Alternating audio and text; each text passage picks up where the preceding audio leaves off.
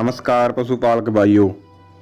आज हम बात करने जा रहे हैं कैल्शियम तथा फास्फोरस के बारे में। पशुओं में पाया कि इसका कितना रोल होता है, कितनी मात्रा में पाया जाता है और कैसे ये दिया जाता है, इसका क्या रोल है शरीर में। हम बात करते हैं इसकी पाचकता में, ये पचते कैसे हैं, जो सभी मिनरल होते हैं वो पेट में कैसे पचते हैं। ये बात ऐसी है कि जो भोजन प्रणाली होती है, भोजन प्रणाली के चारे में उपस्थित घुलनशील खनिज लवणों पर पाचक रसों तथा एंजाइम तथा बैक्टीरिया आदि की कोई भी क्रिया नहीं होती। जे इनके पर कोई बैक्टीरिया की क्रिया नहीं होती घुलनशील खनिजों के पर। ये सीधे ही तरल रूप में भोजन प्रणाली की दीवार से अवशेषित होकर रक्त में पहुंचकर शरीर के खनिज लवणों बनते हैं और अन्य अवयवों की भांति इनकी भोजन प्रणाली में पाचन की आवश्यकता नहीं पड़ती। ये पचते नहीं, ये सीधे ही खून में डल जाते हैं। और इनका जो अघुलनशील खनिज लवण होते हैं वो अघुलनशील खनिज लवण अमाशय में पहुंचकर जो ओबेमोसम होता है, अमाशय रस में मौजूद हाइड्रोक्लोरिक जो एसिड होता है द्वारा उससे घुल जाते हैं। वो एसिड के द्वारा घुल जाते हैं जो अघुलनशील होते हैं, जो घुलते नहीं।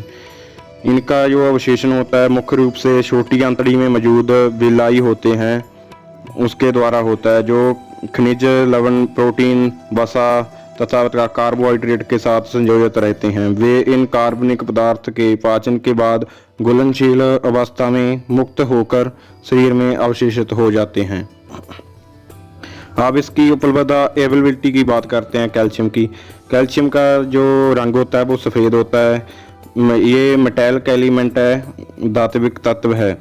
इसका रासायनिक संकेत Ca एनायनिक रूप होता है जो Ca2 पॉजिटिव होता है। ये प्रकृति में पाया जाने वाला एक कठोर सफ़ेद पदार्थ होता है। जंतु के जो शरीर में हड्डियां होती हैं उनके निर्माण के लिए और पेशियों की गति में सहायक होता है। ये दूध, हड्डियों, बोन मील, फिश मील तथा फलीदार चारे जैसे लूसरन बरसीम में पाया जाता है। दानों में ये कैल्शियम बहुत ही थोड़ी मात्रा में पाया जाता है। शरीर का लगभग 99% कैल्शियम हड्डियों तथा दांतों में ही जमा रहता है। जो शेष बचता है 1% कैल्शियम शरीर के अन्य भागों तथा टीशों में ही पाया जाता है। रक्त कणों, ब्लड सेल्स होते हैं जो उसमें कैल्शियम नहीं पाया जाता। जो ब्लड सीरम होता है उसमें इसकी मात्रा होती है 9 से 15 मिलीग्राम पर 100 ml में। जो 100 ml रक्त रहता है उसमें 9 से 15 ग्राम इसकी जो ब्लड सीरम में इसकी मात्रा रहती है कैल्शियम की।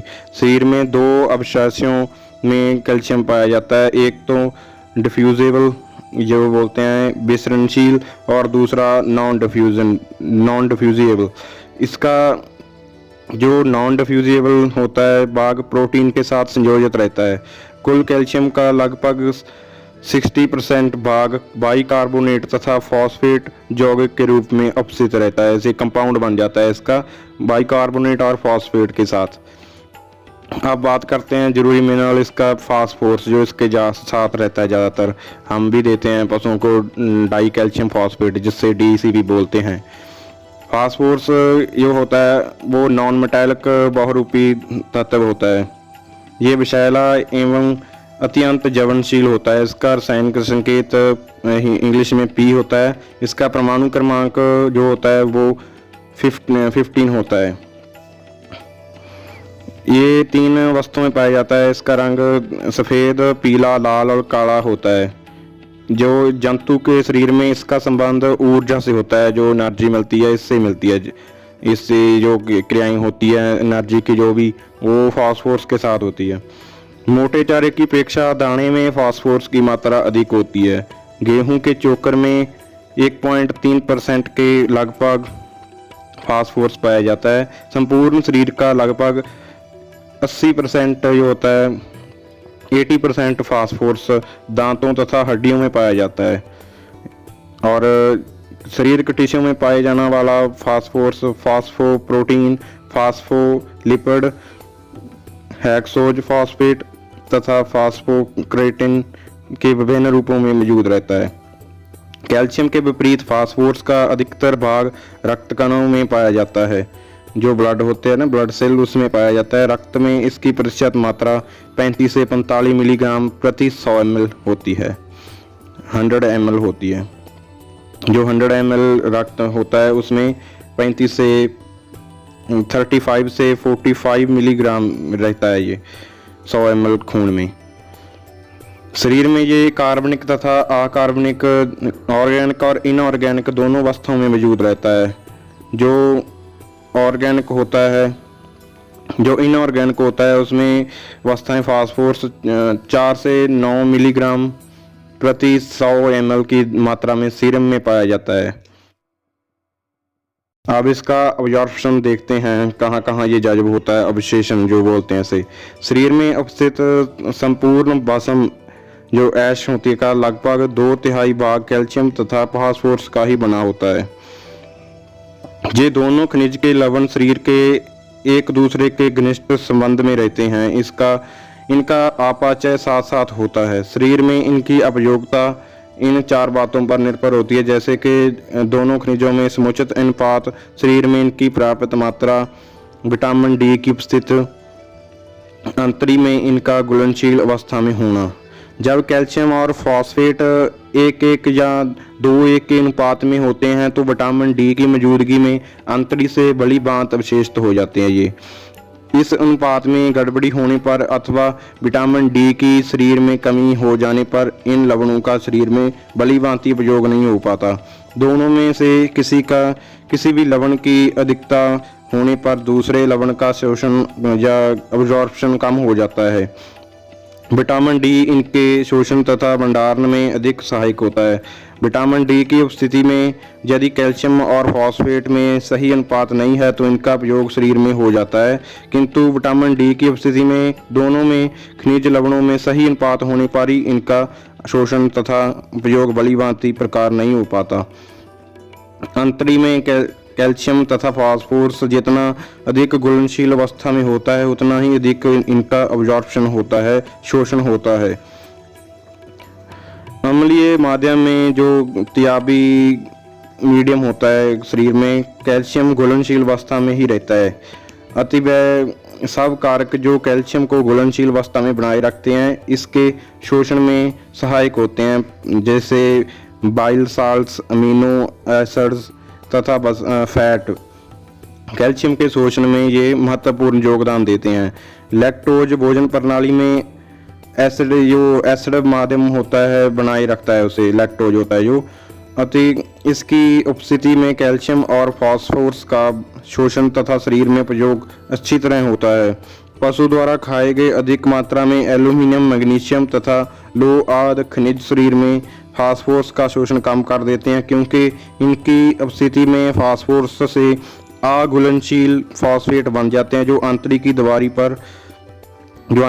दीवार होती है अंदर, उस पर शोषित नहीं हो जाते, उसमें हजम नहीं होते। अंतरी में शोषित होने के बाद कैल्शियम और फास्फोरस मिनरल का अधिकतर भाग हड्डियों तथा दांतों में जाकर जमा हो जाता है। हड्डियों में इनके जमा होने के लिए विटामिन डी तथा एंजाइम फास्फोटेज सहायक होते हैं। रक्त में इनकी कमी होने पर ये खनिज हड्डियों से पिघलकर रक्त में ले जाकर शरीर की आवश्यकता को पूरा करते हैं। पैराथायराइड ग्रंथि का हार्मोन कैल्शियम लवण पर विशेष नियंत्रण रखकर रक्त तथा हड्डियों में इनका संतुलन स्थापित करता है। रक्त में कैल्शियम की कमी होने पर पैराथायराइड हार्मोन नामक हार्मोन इसे हड्डियों से पिघलाकर पूरा करता है। जो पैराथायराइड हार्मोन होता है वो हड्डियों से कैल्शियम निकालकर खून में ले जाता है जब इनका डिस्टर्बेंस हो जाती है, कम हो जाता है कैल्शियम खून में। अब बात करते हैं अब हमने बात की है कि हजम कैसे होते हैं, इसका पाचन कैसे होता है खनिज का। अब हम करते हैं से ये बाहर किस किस रूप में निकलते हैं, शरीर से बाहर भी निकलते रहते हैं। कैल्शियम तथा फास्फोरस दोनों खनिज गोबर और मूत्र के साथ शरीर से बाहर निकलते हैं, और कैल्शियम होता है जो ये दूध के साथ भी बाहर निकलता रहता है। अब हम बात करते हैं उपयोगिता, कहाँ से ये इनकी कहाँ कहाँ ज़रूरत पड़ती है शरीर में पशु के। कैल्शियम होता है जो शरीर की हड्डियों तथा दांतों के निर्माण, खून एवं दूध के जमने, हृदय की गति, मांसपेशियों तथा नसों की उत्तेजना, कोशिकाओं के कार्य तथा अन्य शरीर को क्रियाओं के लिए कैल्शियम विशेष आवश्यक होता है। जो फास्फोरस होता है वो रक्त में ठीक प्रतिक्रिया तथा कैल्शियम की सामान्य मात्रा बनाए रखने, कोशिकाओं को फॉस्फेलिपिड बनाने, कार्बोहाइड्रेट अपाच्य बनाने, न्यूक्लिक एसिड को एंजाइम तथा फास्फोप्रोटीन का आवश्यक भाग मानने, फैट के शोषण यानी फैट के जो अब्जॉर्प्शन होती है तथा कैल्शियम के साथ दांतों हड्डियों के निर्माण कार्य में फास्फोरस का महत्वपूर्ण स्थान है। और जो फास्फोरस होता है वो जो रिपीटिंग होने लग जाती है पशुओं में, जब बच्चा कंसीव नहीं कर पाता पशु, उसमें भी बहुत महत्वपूर्ण रोल अदा करता है। जब इसकी कमी हो जाती है तो पशु रिपीट होने लग जाता है और उसकी बच्चेदानी कमज़ोर हो जाती है। अब हम बात करेंगे इनकी डेफिशिएंसी के बारे में। इनके कमी के लक्षण क्या है। जब कैल्शियम फास्फोरस की कमी हो जाती है तो पशु के शरीर में क्या चेंजेस आती हैं। गर्भित दुधारू वृद्धि करने वाले पशुओं को अधिक मात्रा में कैल्शियम और फास्फोरस के खनिज लवणों की आवश्यकता पड़ती है। वृद्धि करने वाले छोटे बछड़ों के रक्त में कैल्शियम अथवा विटामिन डी की कमी होने पर इनका सामान्य भाग हड्डियों में नहीं जमा हो पाता। इस कारण इनको रिकेट सूखा रोग भी कहते हैं, जो रिकेट्स होता है हो जाता है होकर उनकी हड्डियों टेढ़ी तथा कमज़ोर पड़ जाती है।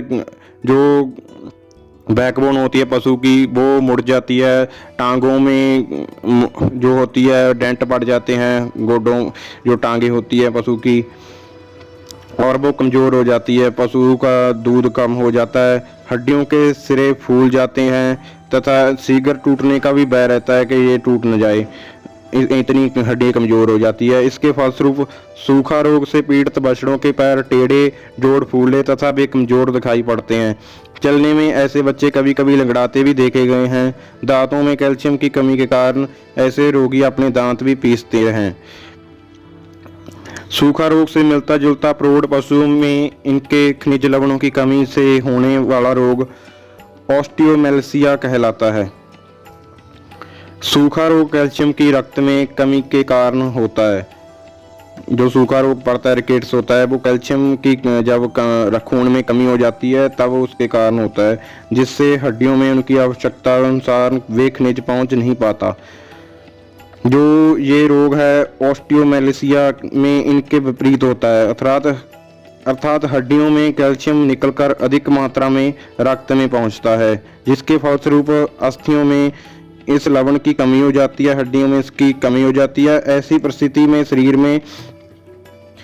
परिस्थिति शरीर में इन लवणों की जो खनिज लवणों होते हैं की कमी के कारण उत्पन्न होती है, क्योंकि वो जो होता है उसके हड्डियों से कैल्शियम निकलना शुरू हो जाता है ज़्यादा मात्रा में।